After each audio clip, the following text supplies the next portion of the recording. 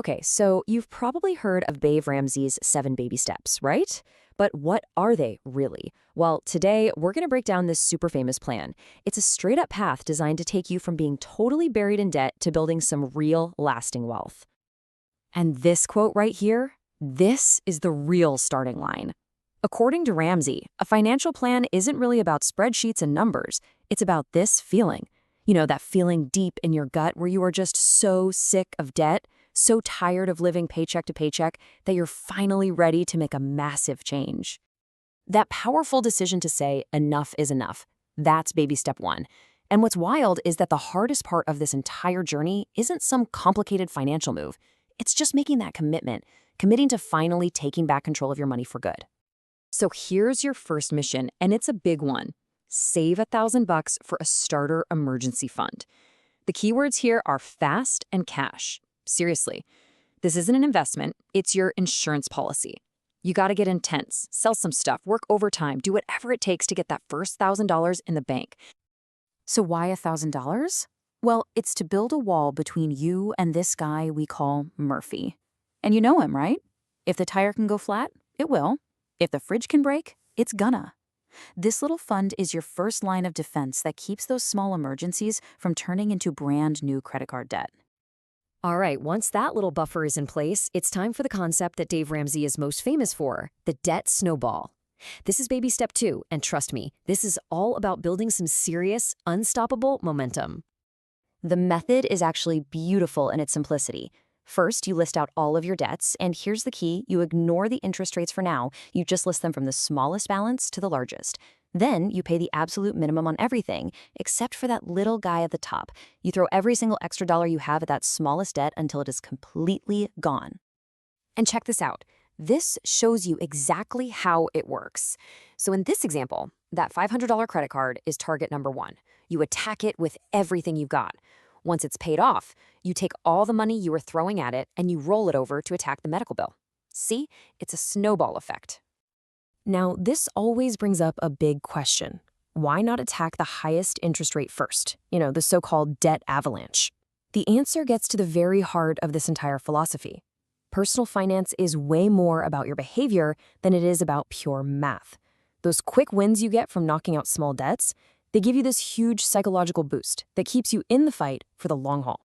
Okay, now this leads us to probably the most controversial, most debated question in this entire plan. If you're getting a company match on your 401k, are you really supposed to stop contributing just to focus on debt? And the answer, according to the plan, is a hard yes. I know, it feels totally wrong, right? Like you're just leaving free money on the table. But the argument is that the focused intensity you gain, that power, will end up making you wealthier in the long run than that temporary 401k match. Once you have completely crushed all your debt, except for your mortgage, you are officially ready for baby step 3. This is where you upgrade from that little starter fund to a full-on fortress of financial security. It's time to kick Murphy out for good. So the goal here is to save 3 to 6 months of your essential living expenses. How do you decide where you fall? Well, it all just boils down to your risk level. If your income is kind of all over the place or you have higher health risks, you're going to lean towards 6 months. If you've got a rock-solid job and you're in good health, 3 months is probably going to be enough. All right, deep breath.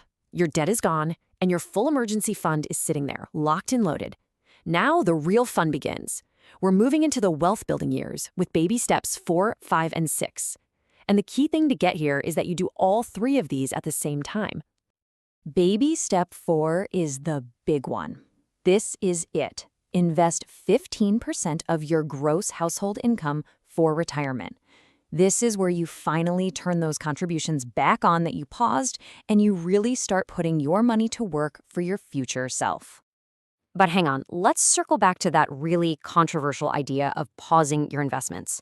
Did that lost time at the beginning actually hurt you in the long run? Well, let's look at this fascinating case study of 2 people, we'll call them Jane and John, to see exactly how this plays out. So, first up is Jane. She followed the baby steps perfectly. She paused her investing for just 18 months to clear out all of her debts and build up her emergency fund. By the time she was 65, her final net worth was, get this, over $5.7 million. Now here's John. He had the same income, same debts, but he never paused his investing. Nope, he just kept making the minimum payments on his debt while he contributed to his 401k the entire time. His final net worth? Almost $4.4 million. Still great. I mean, that's amazing. But the difference is a staggering $1.4 million. How is that even possible? Well, by getting rid of her debt payments early, Jane freed up her income so she could invest way more money every single month for decades. That initial intense focus made her wealthier by over $1 million. That is the power of this plan. So while that 15% is consistently going into retirement, you're also tackling steps 5 and 6 at the same time. With all your other debts totally gone, you now have the financial firepower to start saving for your kids' college and to throw extra money at your mortgage to get it paid off early. And this brings up a classic myth, right? Oh, I should keep my mortgage for the tax deduction. Let's just look at the math here, because this question puts it perfectly. It makes absolutely no sense to send 10 grand to the bank just so you can avoid sending 3 grand to the government. You're still out $7,000. And when that mortgage is finally gone, you've done it. You have arrived. You are completely debt-free, and you have reached the ultimate goal. Baby step 7. This is what all that hard work and sacrifice was for. At this stage, your relationship with money is completely different. It's not a source of stress anymore. It's just a tool. A tool for 3 things. First, to have fun. You've absolutely earned it. Second, to continue building wealth like crazy. And third, to give with incredible generosity, which so many people who reach this step say is the most rewarding part of the whole journey. So there it is, a clear path from financial stress to financial peace. The steps themselves?